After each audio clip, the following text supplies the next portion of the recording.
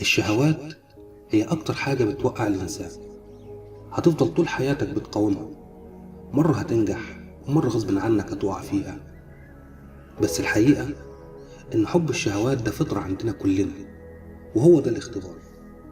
إن الشهوة تبقى مزينة مهيئة قدامك وخلاص، بتقولك هئت لك.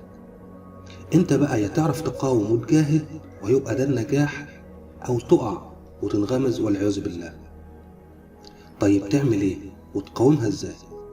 أنا هقولك الحل في 3 نقاط.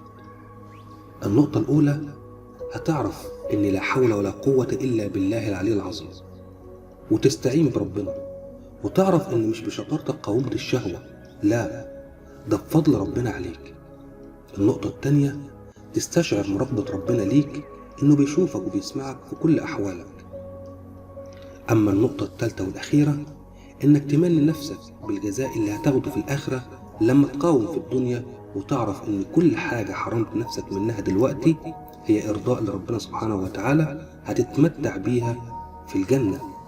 قال تعالى: زين للناس حب الشهوات من النساء والبنين والقناطير المقنطرة من الذهب والفضة والخيل المسومة والأنعام والحرث، ذلك متاع الحياة الدنيا والله عنده حسن المآب.